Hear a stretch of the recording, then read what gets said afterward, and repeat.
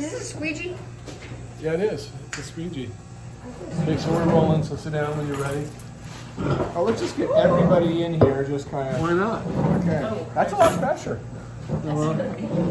Okay. So what do we talk about? The whole thought process behind the word? Well, do you understand the concept? Then I'm looking for a word that really matters to me. Yeah, a word or a phrase, as your son has pointed out. Like he was really passionate about mom and dad. Yeah, he can bring out his pure, So the concept is unmitigated love.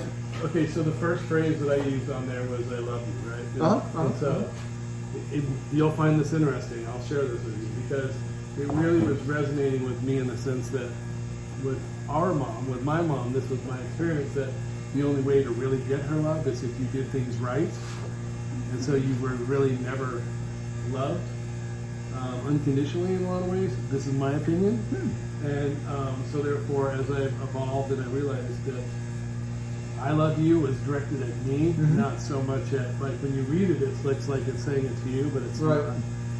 So that was the first word which I did document as I pointed out to you. Right. And then from there I went to religion was a really important word, taboo. So I just went down, I go down these rabbit holes all the time. There's a word that I've I don't know if it's a word that exists actually, it's euphoric emotion, did I tell you? Yeah. So therefore the idea of euphoric emotion where it's squelched and how it relates to religion and the reason that, so it just starts, these ideas bubble up. So the idea of kind of communicating over words has been really fun. So that's the concept. So what is a word? We'll start. I think if I was going to start with the word. Yeah, start with the word. Pick up one word that I think is really important is I would go with empathy. Empathy. The one lesson that I've always given to kids from the very beginning, and I'll let you know how it works out for me in about 20 years, is above all else, be nice. If you can be nice, 98% of the stuff in your life will fall into play. It's a simple concept, but it's not an easy concept.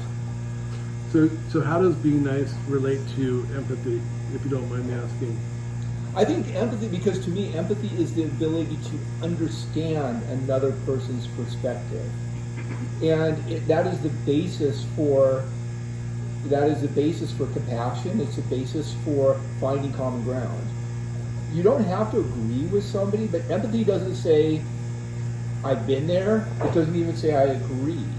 It just means that I'm making an attempt to see it from your perspective. Most things in life are a matter of perspective. Most things in life are not good, bad, black or white. They are. This is what my perspective is. Yeah. I've referenced the interview with Mike Pence. That I saw the other day, and it was as I sat there, Zach asked me, hey, do you like Mike Pence? And I go, I don't. And here's the reason why. I go, because our perspectives are so very different on these things. So I think perspective is really important, and in order to understand how a person is where they are right at that moment, you got to understand what lens they're looking at it through. And you can't. And empathy is how you get there. It's like, okay, this person, this is very important to them, and this is why this is why they see it that way. And I think it's important because, like I said, in no way does it mean I agree with you. And I think that's a big part of it, because being nice doesn't mean, well, then you get to roll over me. Being nice, this is something that we talked about with Mom before, and I think that what I liked about Mom, one of the things I respect about Mom, she was one of the nicest people I ever met in my life. Mm-hmm. She was also one of the toughest people I've ever met in my life. She ran a friggin' bar in Pacific Beach of hardcore alcoholics, and she made it into a viable business, and she got the respect of the drunks in the bar, which is a pretty hard thing to do. And I think that one doesn't mean the other. And I think that maybe this is the word I choose because of where we are at this point in time. I think there's a real lack of empathy that is floating around out there. There is you don't see it my way, so therefore you're an idiot. And intelligent people cannot see it my way. I get that, but I think that it's important that you at least, it's an exercise in intelligence, is that you are able to try and learn something from someone else's perspective.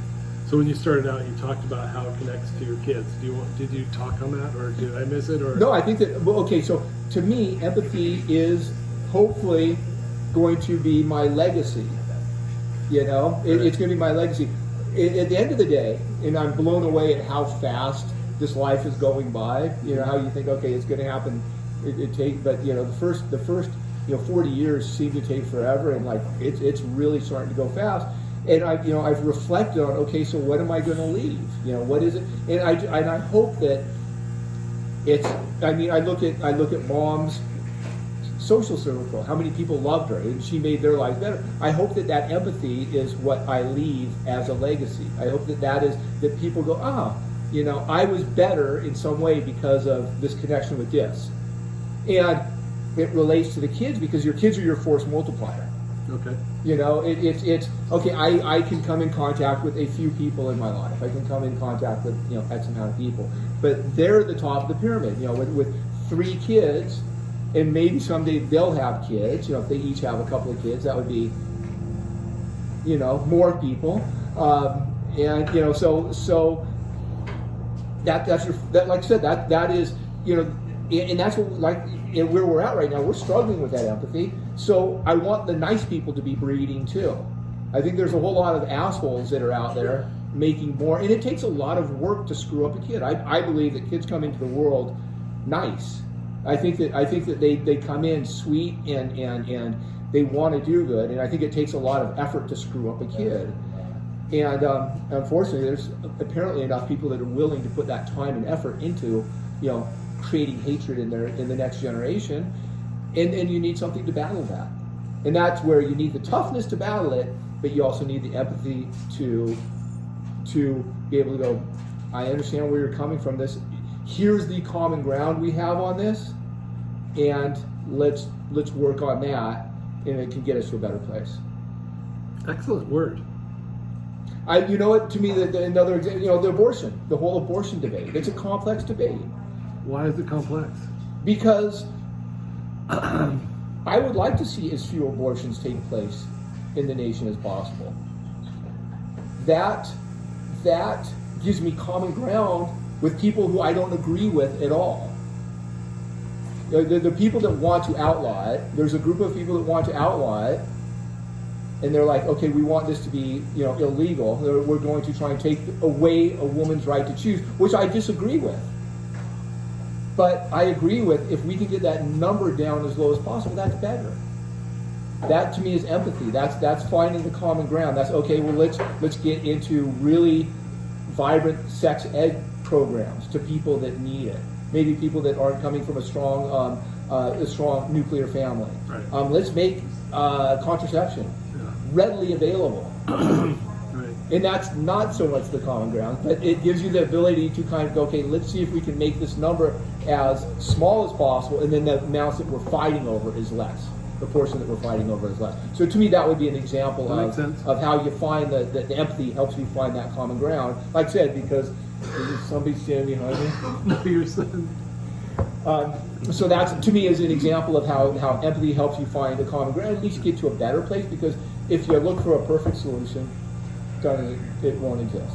So empathy. That's what I'm going with. Okay. Would you like to write it on the wall? Damn right. Oh, don't you? Whoa.